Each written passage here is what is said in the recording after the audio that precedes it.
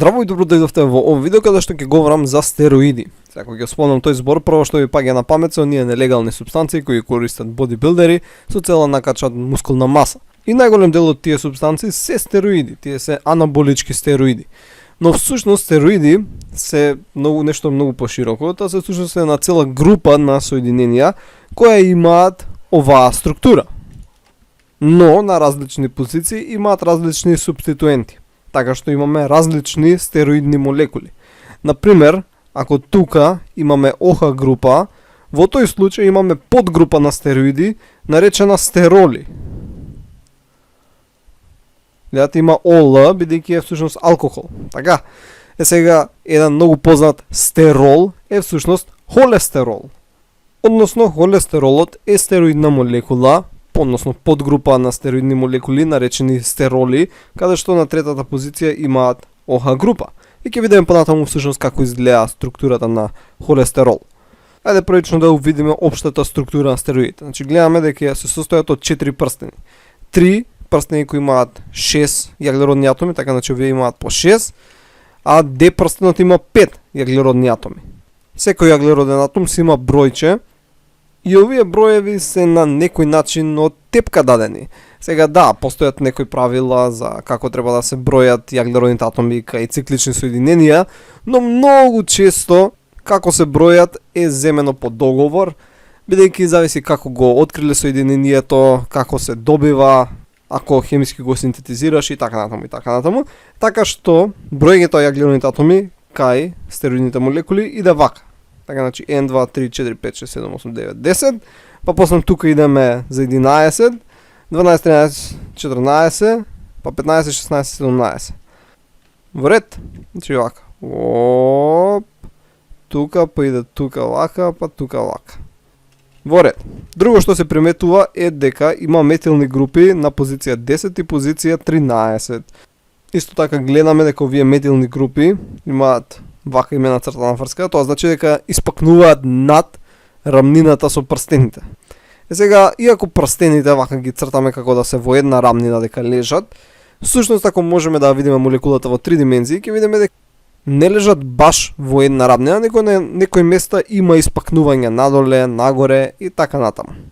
Сега, ако погледнеме подетално, ќе видиме дека структурата, ако ја нацртаме нешто поправилно, би изгледала вака. Во ред? Друга работа што е битна е дека сите субституенти кои ќе ги сретнеме кај молекулата можеме да бележиме дали се транс или цис субституенти. А тоа се одредува спрема метилната група на 10-та позиција.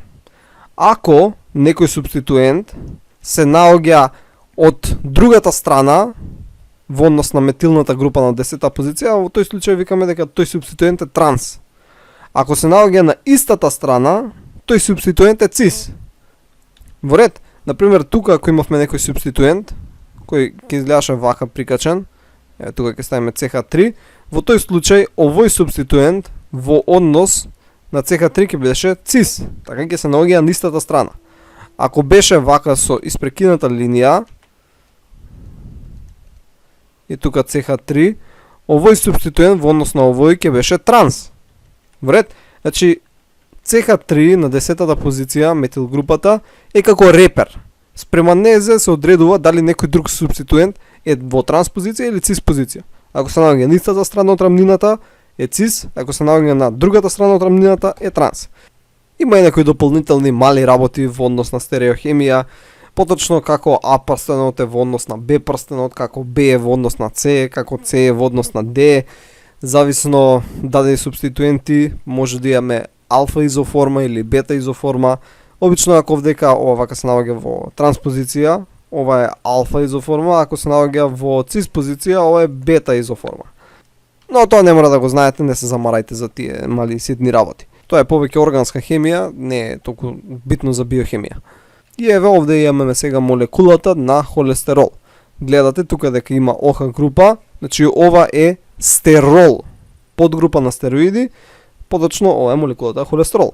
Гледате за R субституент, имаме оваа долгандиза на јаглеродни атоми, која изгледа на тој така начин. Измислете си некоја слика како да го памтите овој субституент, значи може да си го замислите како М буквата, која имала како уши, или пак можете да си го замислите како, не знам, W со Y, или пак како Y, Y и V. Некако замислете си го за полесно да си го памтите. Кога ќе треба да нацртате молекулата холестерол на испит, да не заборавите некоја хемиска врска. Во ред? Инаку овде исто гледате дека има двојна врска. Океј, сега, овие стероидни молекули ги сретнуваме во сите живи организми. Така, значи имаме фунгални стероиди, имаме растителни, прокариотски и анимални. Фунгите всушност користат ергостероли во нивните клеточни мембрани за да го одржат интегритетот на истите, така што ние некош правиме антифунгициди кои ги таргетираат овие ергостероли. Растенијата исто така прават некои стероидни молекули, односно фитостероиди, поточно фитостероли. Интересно е дека ние не ги искористуваме тие од растенијата, така што некош кога ги внесеме имаме механизам кој ги сврла назад и при тоа исфрлање се исфрла и холестерол. Така што јадење на некои растенија може всушност да го снижи холестеролот кој се прима преку исхраната. Имаат растенијата многу стероидни молекули. Тоа секундарниот метаболизам кај растенијата е толку голем и комплексен и има толку многу различни растенија, така што скоро каква било молекула да спомнеш, ако има јаглеродни атоми, ја има во некое растение.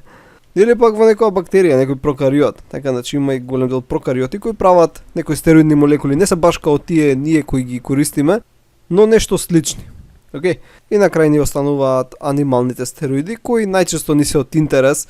Така кога говориме за биохимија, најчесто разгледуваме анимални модели, иако нормално постои биохимија на фунги, биохимија на растенија, биохимија на прокариоти и така натаму. Но најголем дел од истражувањата се насочени и биле насочени кон проучување на човекот, односно анималија, така што најмногу знаеме за истите. Но денес всушност големи ресурси се вложуваат во растенија, да се проучи многу метаболизмот на растенијата, бидејќи се уште имаме голем број дупки во таа област. Сега ќе разгледаме биосинтезата и малку од метаболизмот на овие стероидни молекули, но само општо. Додека детално за се ова ќе говорам многу понатаму. Океј? Започнуваме со две ацетилкоензима молекули, кои изгледаат вака и се фузираат под дејство на тиолаза, се добива ацетоацетилкоензима. Значи, користевме две ацетилкоензима молекули и сега додаваме трета. Така, значи, ова исто е ацетилкоензима молекула и сега овие две плюс оваа под дејство на ХМГ коензим А синтаза се добива 3-хидрокси-3-метил-глутарил коензим А. Или накратко ХМГ коензим А. Во ред? Сега таа молекула под дејство на ХМГ коензим А редуктаза и под дејство на одредени кофактори се добива мевалонат. И овој дека ензим е релативно клучен ензим во целиот овој процес, така што е инхибиран од холестерол, односно има негативен фидбек. Така што ако има многу холестерол во организмот, во тој случај ќе има негативен фидбек до овој ензим, така што да се намали продукцијата на мевалонат. Ако нема, во тој случај ќе почне да се продуцира мевалонат и така натаму.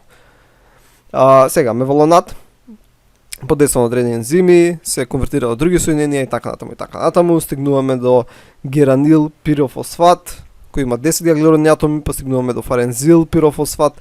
Овие две молекули ги сретнуваме во секундарниот метаболизам кај растенија. И сега фарензилот пирофосфат стигнува до сквален.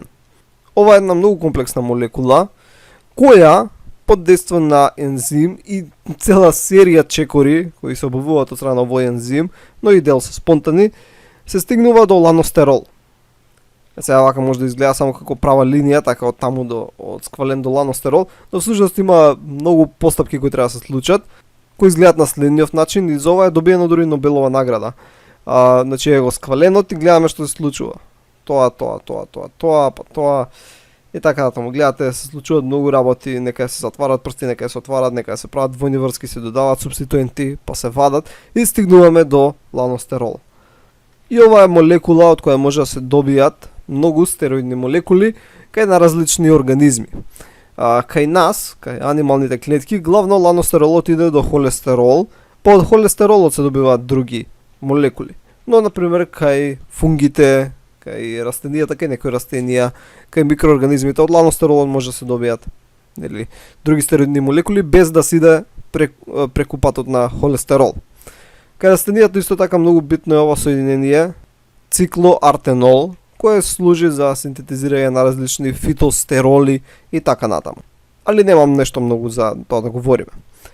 Сега кај анималните клетки од ланостерол се стига до холестерол. И повторно гледате дека има 3 цртки, значи има многу работи кои се случуваат за од ланостерол да стигнеш до холестерол. Иако на прв поглед изгледаат многу слични молекулите, речеш, добро, што е толку разлика, ова тука треба да се отстрани, не знам, тука има некои разлики, што е нешто друго различно, не знам, тука е различно, тука има двојна врска таму, тука нема. Ке речеш, добро да има разлики, ама не се до толку многу големи разликите, зошто да треба огромен број чекори? Па треба огромен број чекори, нема сега да ви ги покажам. Поентата ми е дека некоја стереохемиска промена, која изгледа на прв поглед проста да се направи, можеби не е до толку едноставна. Ке речеш, само оваа функционална група не треба да биде тука, треба да биде таму. Ама за тоа се случи треба цела низа чекори и чекори. Сега ќе говорам за функцијата на холестеролот и функцијата на дериватите на холестерол, барем најчистите. И нема да зборам во некои многу големи детали, бидејќи се уште немаме говорено за најразличните метаболички патишта во клетките, односно во организмот. Се уште го разгледуваме материјалот за биохемија 1, каде што разгледуваме структурата на најчестите биомолекули. Значи, холестеролот е една многу битна молекула, од нејзе се изведуваат жолчни соли, односно жолчни киселини, витамин D, хормони, како прегнолон, односно прогестерон, кортизол, тестостерон, естрадиол, алдостерон и некои други не толку чести молекули. Во однос на функции, стероидните молекули може да имаат структурна или пак сигнална, односно метаболичка улога. Структурната улога ја има холестеролот. Значи, холестеролот го сретнуваме во клеточните мембрани и помага при задржување на интегритетот на истите, учествува во флуидитетот на клеточната мембрана, во нервзината пермеабилност, стабилност и така натаму и така натаму. Значи е клучен за правилно функционирање на клетката. Но не дека е застапен во некоја си голема количина. Сега викаме да, се наоѓа во мембраната, ќе речеш па добро, има сите клетки имаат мембрани. Да, но мембраната е само мал дел од клетката. Таа е релативно тенка врз однос на волуменот на целата клетка. Во ред? Добро. Следната улога е сигнална, односно метаболичка. И тука може да се збори многу. Значи многу. Ние само во куси црти ќе ги наброиме најглавните функции. Као што видовме од холестеролот, може да се добијат најразлични хормони, односно стероидни молекули, како тестостерон, естрадиол, алдостерон, кортизол и така натаму. Сега ќе видиме кои се функциите на овие овде како се наброени. Кортизолот и алдостеронот се кортикостероиди. Океј, бидејќи се лачат од кортексот на надбрежната жлезда. Односно од кората на надбрежната жлезда. Алдостеронот се нарекува минералокортикоид. Во ред, значи си има одредена зона од кората кај што се лачи и алдостеронот главно учествува во регулирање на крвниот притисок, преку тоа колку електролити имаме, колку течности се исфрлат и слично. Во ред, кортизолот е глукокортикоид. Значи од друга зона на кората на надбрежната жлезда се лачи и сигурно имате слушано дека кортизолот е стресохормон. Бидејќи тој се лачи во најразлични стресни ситуации, сега тоа не мора да значи само психолошки стрес, кога ќе речеш леле под стрес сум, него на пример при висока температура, кога трчаш, кога вежбаш, кога ти е страв, кога ти е ладно и слично. Значи сите тие се стресни состојби кои влијаат на организмот, дали се тоа физички или психолошки. И се лачи кортизол, кој помага при истите. Главно влијае на метаболизмот на протеини, масти и шеќер, каде што го зголемува шеќерот во крвта, бидејќи дејствува така што се одвива гликогенолиза, се одвива глуконеогенеза, односно се прави нова глукоза од неглукозни компоненти, се разградува гликогенот и така натаму и така натаму. Главно има катаболички ефект, бидејќи влијае на протеините, ги разградува до аминокиселини, влијае на мастите и многу други ефекти. Значи влијае на други хормони, на адреналинот, на глукогонот и слично. И голем дел од вас сигурно имаат употребувано препарати слични на кортизол во форма на кортикостероидни креми. Например, некогаш имат некое воспаление некаде и се мачкате со некоја крема која има кортикостероиди. Има најразлични кортикостероиди на пазарот, но ефектот е сличен. Така, значи влијаат на тоа да го супримираат имуниот систем на даденото место, да се намали воспалението. Исто како што прави кортизол. Кортизолот исто така го снижува имуниот систем, така намалува воспаление. Нормално има многу повеќе да се каже овдека, нема да влегуваме во сите начини како всушност тоа го прави кортизолот, така, значи како сигнализира за се ова да се случи. Мислам дека толку колку што кажав е доволно. Прогестеронот го имаме во значителни концентрации кај женските и учествува во одржување на менструалниот циклус, учествува при бременност, ембриогенеза и слично. Не само кај нас и кај други цицачи, има и други функции во кожата, учествува во нервна регулација и на низа други физиолошки процеси, односно метаболички процеси и слично. Тестостерон. Сите сме слушнале за тестостерон како машкиот хормон, иако и женските го имаат, само во помала концентрација. Ова е андроген хормон кој одговорен главно за секундарни полови карактеристики кај машките. Така, значи учествува во зголемување мускулната маса, појавување на брада, промена на гласот и така натаму и така натаму.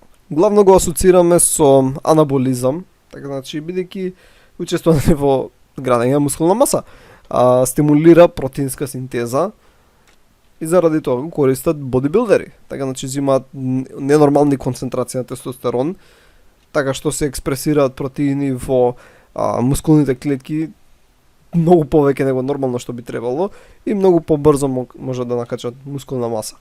Нормално таква прекумерна стимулација на овие андрогени рецептори од страна на тестостеронот и други супстанции понатаму ќе си има негативни последици, бидејќи ние нефизиолошки бија наведувале хомеостазата кон одредена страна. Така, значи не може цело време да сме на анаболизам, треба некојаш и катаболизам да се разградуваме. Имаше едно време еден експеримент каде што се направија глувци во кој беше отсутен ген за правење на миостатин. Тоа е една молекула која учествува во циклусот на матичните мускулни клетки, наречени сателитски клетки. Не е битно што како, него поентата е дека има многу намален катаболизам. Така што тие глувци едноставно не им се разградуваше мускулот, само може да градат мускул. Така, и си мислеа луѓето, леле, овие глувци ќе стават неверојатно набилдани, така. Но искочи дека не е така. Катаболизмот е потребен, но овие глувци кои немаа разградување мускули, имаа помалку мускулна маса од тие кои имаа разградување. Што првично изгледа каунтеринтуитивно, но всушност е така, бидејќи потребно е клетките кои се стари да се разградат. Иначе ќе имаш полно сенесцентни клетки кои само седат и ништо не прават. Но окей, тоа е муабет за друг пат. Имаме за крај естрадиол, кој е еден од естрогените хормони. Значи сигурно сте слушнале естрадиол, естроген, естратриол, кој го има во многу мали количини при бремени жени.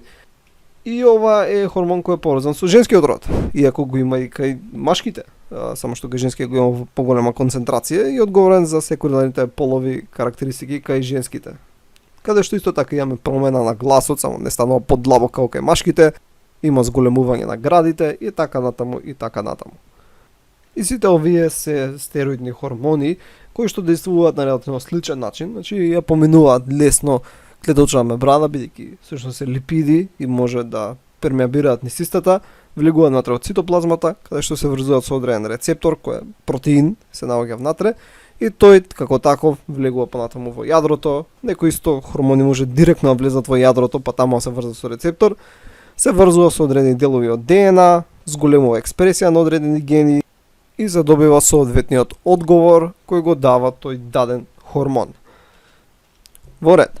Друга стероидна молекула е всушност витаминот D, но нема структура како стероидна молекула, али сепак викаме дека е, бидејќи се изведува од стероидна молекула, поточно односно во животинските клетки, епителните клетки на кожата, од 7-дехидрохолестерол, под дејство на UV светлина од сонцето, се конвертира до холекалциферол, односно витамин D3.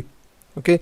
Во црниот дроб тоа иде до калцифедиол, кој пак иде до калцитриол, кој што е активната форма на витаминот D3. Сега, витаминот D3 гледате дека не изгледа баш како класична стероидна структура, но почнува од стероидна структура, која се отвара на неколку места и се испревртува, така што на крај не изгледа баш како стероидна структура, но сепак викаме дека е, зависно од литературата. И овој калцитриол, односно витамин D3, активната форма на истиот, не действува баш како витамин, действува повеќе како хормон, бидејќи влегува внатре во клетката, се врзува со рецептори и менува експресија на одредени гени, главно кои контролираат создавање на протеини за инфлукс на калциум. Бидејќи витаминот D3 учествува во апсорбцијата на калциум, фосфор, магнезиум, учествува во метаболизмот на коските, во имуната функција и има многу други функции, но од помал степен. И е битен за правилно функционирање на организмот. Да, треба да го внесуваме со исхраната, но исто така и самите го создаваме ако има доволно сончева светлина. Што не е секогаш случајот на земјите кои се повеќе на север или пак ептен на југ, мислам, нема ептен на југ, се не збориме за Антарктик. Така што посеверните скандинавските земји, каде што нема доволно сончева светлина во текот на годината, они треба да внесуваат преку исхрана, но тоа може да се направи преку јајца, преку некои риби, главно туна, сардина, го има и во телешко месо, во црн дроб од различни животни и слично. Океј, значи ова е липосолубилен витамин, кој не е баш витамин, повеќе како хормон. А го произведуваме под дејство сончевата светлина од холестеролот кој се наоѓа во кожата. Океј. Други стероидни молекули се жолчните киселини, односно соли, кои се добиваат од молекулата на холестерол. Но пред да збориме за жолчни соли, ајде да спомнеме збор 2 за холестерол. Главно депо на холестерол е црниот дроб, односно хепарот.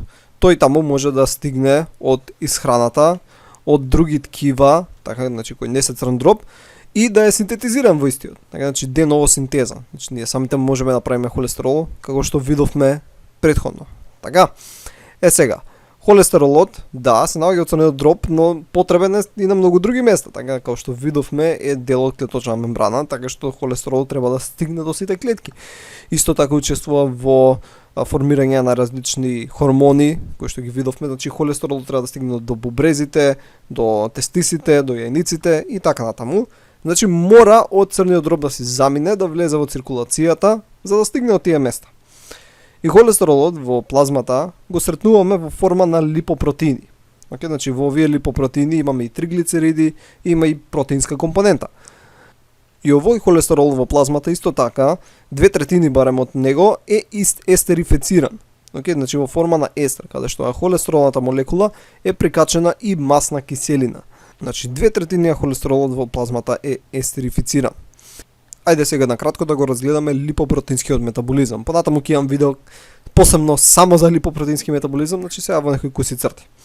Со исхраната кога внесуваш липиди и холестерол, тие стигнуваат до дигестивниот тракт, каде што ќе бидат апсорбирани од ентероцитите, ќе бидат конвертирани, ќе бидат спакувани во хиломикронски честици, кои ќе завршат во лимфната циркулација, која ќе стигне до крвната циркулација. И овие хиломикронски честици се главно процентуално триглицериди. Сега содржат и холестерол, и холестеролски естри, и протеинска компонента, но процентуално се триглицериди. Како што патуваат низ различни ткива, дури не стигнат до црниот дроб, ослободуваат некои од овие масни киселини од триглицеридите, така значи free fatty acids, кои што завршуваат во адипозно ткиво. Тоа што ќе остане, патува и стигнува до црниот дроб. Се врза со соодветни рецептори и влегува во црниот дроб.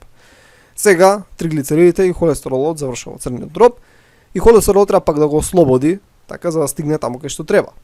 И го ослободува во форма на very low density lipoproteins, односно многу ниско густински липопротеини, кои што повторно главно се триглицериди на процент, но нешто помалку од хиломикроните. Како што патуваат овие честици, патем се врзуваат со липази кои што ослободуваат слободни масни киселини од триглицеридите и пополека се намалува процентот на триглицериди во овие честици. Стигнува до одредена точка кај што имаме intermediate density lipoproteins, односно некои со средна густина, кои што може повторно да се вратат од црниот дроб или пак да стигнат до low density lipoproteins. Океј, значи ниска густина на липопротеини. И овие липопротеини се така наречен лош холестерол, бидејќи сега веќе скоро нема толку триглицериди, него главно се молекули на холестерол и холестеролски естри. И да, холестеролот треба да стигне до најразличните ткива, но проблем е дека многу често ова може да направи проблеми поради тоа што во крвните садови може да има најразлични оштетувања, така што овие low density lipoproteins, LDL честици, да се заглават таму на водници, Ќе дојдат макрофаги да пробат да го решат проблемот, но наместо да го решат проблемот, они ќе станат дел од проблемот. Значи они ќе ги проголтат овие липопротеински честици, LDL молекули ќе станат пенести клетки, па ќе предизвикаат воспаление и ќе се случи цела низа каскадни реакции, што ќе доведе до формирање на плаки, односно ова сега што го говораме всушност атеросклероза. Имам видео за тоа направено и ова доведува до најразлични кардиоваскуларни проблеми. И затоа го викаме лош холестерол. Но сепак и тоа е потребно. Инаку од ткивата се создава HDL, односно добар холестерол, high density lipoproteins, кој што има голема протеинска содржина, и тоа е како чистач. Така, значи тој патува и го собира LDL. Не е баш LDL, него го собира ѓубрето од холестерол наоколу, така што е добро да го имаш тој, затоа го викаат добар холестерол. Сега малце вака е ко приказка, како го кажувам просто, но тоа е главната идеја што треба да ја знаете. Како ова прави ѓубре, ова го чисти ѓубрето. Иако не е баш така, но доволно е тоа да ви е сега за сега на памет. И овдека имаме шематска презентација на различните липопротеински честици, значи хиломикрони, VLDL, LDL и HDL, колку имаат протеинска компонента, колку имаат липидна компонента, така. Сега од липидната имаш фосфолипиди, имаш триглицериди, холестерол и холестеролски естри. И гледаме дека LDL и HDL веќе немаат триглицериди, него се холестерол и протеини. Даро и фосфолипиди бидејќи имаат обвивка, но они се всушност везикули кои носат холестерол. Сега главно поради оваа причина што LDL, односно холестеролот, може да направи проблеми, односно предизвика кардиоваскуларни заболувања, викаме дека треба да се внесува помалце холестерол во исхраната, така што да не дојде до формирање на атеросклероза. Например, во веганска исхрана нема воопшто холестерол кој се внесува. Може би многу малку, но тоа е сосема занемарливо. Холестеролот од веганите што го имаат во организмот е тој кој самиот им го создава, така значи тој кој се создава главно од хепарот. Е сега и во тој случај да не внесуваш воопшто холестерол во организмот, сепак можеш да имаш премногу холестерол, да ти е многу висок, не знам, нормална граница мислам дека беше до 5, нешто милимол на литар. Сега ќе речеш, добро е како они имаат висок холестерол ако не внесуваат холестерол со исхраната. Па едноставно нарушиме хомеостатскиот метаболизам на холестеролот, така што црниот дроб прави многу холестерол. Значи деново синтезата е многу голема. Зашто како знае црниот дроб колку холестерол да прави? Се има негативни фидбек механизми. Као што видовме дека овој ензим е контролиран од страна холестерол. Така што ако има многу холестерол, тоа прави негативен фидбек до тој ензим и тој ензим е негативно инхибиран, односно не може позитивна инхибиција да има, инхибиран е така што не прекинува да се прави холестерол, така што се прави помалку или воопшто не се прави холестерол. Кога ќе се намали количеството на холестерол, веќе нема да има таа инхибиција и повторно ќе може да си се прави како што си се правело. Сега кај некои луѓе може тоа да не работи таа регулација, така што црниот дроб цело време прави холестерол и вика еј немам холестерол. Иако е всушност полн. Така, значи вика еј немам холестерол, а тоа насекаде има холестерол и повторно прави повеќе. И ова се тие хиперлипидемии каде што има премногу главно холестерол во циркулација кој ќе направи понатаму проблеми. Значи тоа се вродени, односно генетски нарушувања, така што тие индивидуи треба да примаат посебни терапии со цел да се снижи холестеролот. Они може воопшто да не јадат и пак да им биде висок. И главно терапиите се базираат на тоа да се инхибира овој ензим компетитивно, се прима статинска терапија. Тоа се лекови кои налекуваат на холестерол, али не се холестерол. И се врзуваат со овој ензим, така што компетитивно го инхибираат. И овој пат тука прекинува, така што не се прави холестерол. Но тоа не е секогаш толку ефикасно, така што некогаш се употребуваат препарати да не се ресорбира холестеролот. И ќе видите што мислам со тоа. Али треба да стигнеме до жолчните соли. Океј, тоа е главното тоа. Сега, како се исфрла холестеролот од организмот? Главно преку форма на жолчни соли, односно жолчни киселини.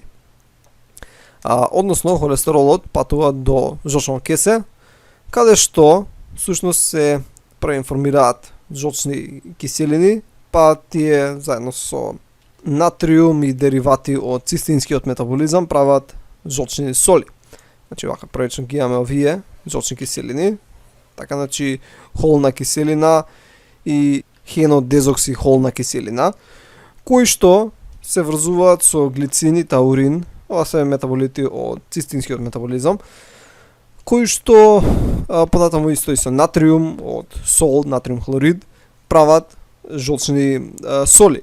Ако има премногу холестерол кој се исфрла вака, не е баш у баланс со другите липиди и некои други хомеостатски механизми, може ова да доведе па до формирање на жолчни камења, односно камења во жолчката. Но окей, тоа е муавет за друг пат. Сега, овие жолчни кисели, односно жолчни соли, зошто служат? По они од жолчката се екскретираат и се поразуваат, нели, со каналот од кај што панкреасот исфрла ензими и преку сфинктерот на оди завршуваат во дуоденумот. И што прават таму? Жолчните соли влијаат на липидите кои се внесуваат со исхраната. Значи ти внесуваш липиди со исхраната, ама и липидите кои ти ги јадеш не се раствараат во вода, така што не може да се ресорбираат.